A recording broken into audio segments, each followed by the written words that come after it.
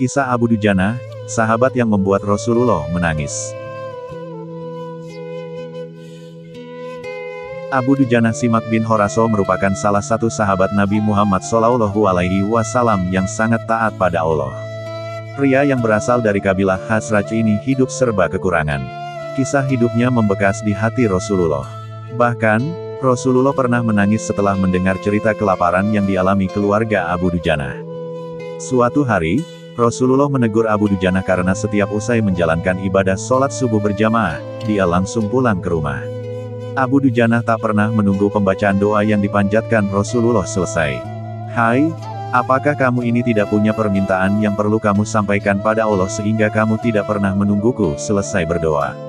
Kenapa kamu buru-buru pulang begitu? Ada apa?" tanya Nabi.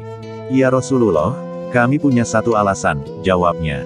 "Apa alasanmu? Coba kamu utarakan," perintah Nabi. "Begini, rumah kami berdampingan persis dengan rumah seorang laki-laki. Nah, di atas pekarangan rumah milik tetangga kami ini, terdapat satu pohon kurma menjulang, dahannya menjuntai ke rumah kami. Setiap kali ada angin bertiup di malam hari, kurma-kurma tetanggaku tersebut saling berjatuhan, mendarat di rumah kami," kata Abu Dujana mulai bercerita. "Ya Rasul, kami keluarga orang yang tak berpunya. Anakku sering kelaparan, kurang makan. Saat anak-anak kami bangun, apapun yang didapat, mereka makan. Oleh karena itu, setelah selesai sholat, kami bergegas segera pulang sebelum anak-anak kami tersebut terbangun dari tidurnya. Kami kumpulkan kurma-kurma milik tetangga kami tersebut yang berceceran di rumah, lalu kami haturkan kepada pemiliknya," sambungnya.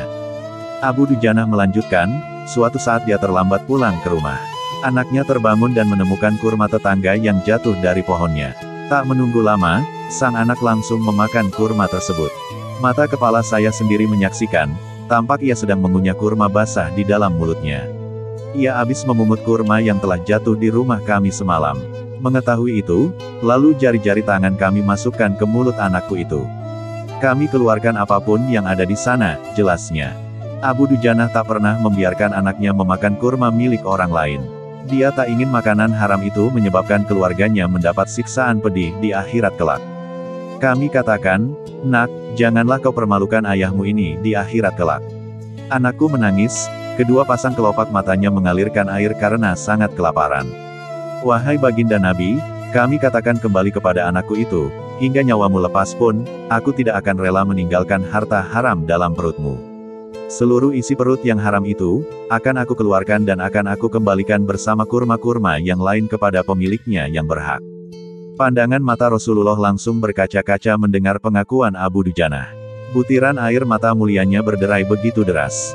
Rasulullah mulai mencari tahu siapa sebenarnya pemilik pohon kurma yang dimaksud Abu Dujana. Abu Dujana pun menjelaskan, pohon kurma tersebut milik seorang laki-laki munafik. Tanpa basa-basi, Nabi Muhammad SAW mengundang pemilik pohon kurma. Rasulullah menawar pohon kurma dengan harga yang sangat tinggi. "Bisakah tidak jika aku minta kamu menjual pohon kurma yang kamu miliki itu? Aku akan membelinya dengan 10 kali lipat dari pohon kurma itu sendiri. Pohonnya terbuat dari batu zamrud berwarna biru. Disirami dengan emas merah, tangkainya dari mutiara putih. Di situ tersedia bidadari yang cantik jelita sesuai dengan hitungan buah kurma yang ada," kata Rasulullah. Pria munafik itu lantas menjawab dengan tegas, "Saya tak pernah berdagang dengan memakai sistem jatuh tempo.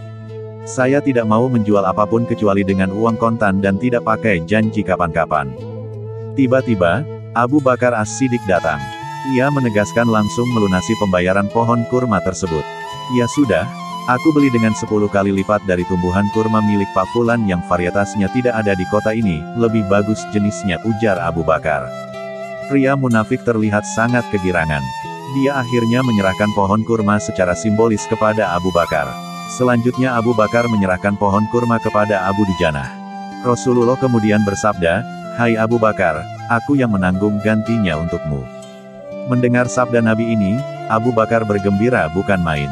Begitu pula Abu Dujana. Sedangkan si munafik berlalu. Dia berjalan mendatangi istrinya, lalu menyampaikan kisah yang baru saja terjadi. "Aku telah mendapat untung banyak hari ini. Aku dapat 10 pohon kurma yang lebih bagus. Padahal kurma yang aku jual itu masih tetap berada di pekarangan rumahku. Aku tetap yang akan memakannya lebih dahulu dan buah-buahnya pun tidak akan pernah aku berikan kepada tetangga kita itu sedikit pun, ucapnya. Malamnya, si munafik tertidur pulas. Keesokan harinya dia bangun dan melihat pohon kurma sudah berpindah posisi, kini berdiri di atas tanah milik Abu Dujana. Seolah-olah tak pernah sekalipun tampak pohon tersebut tumbuh di atas tanah si munafik. Tempat asal pohon itu tumbuh, rata dengan tanah. Dia keheranan tiada taraf.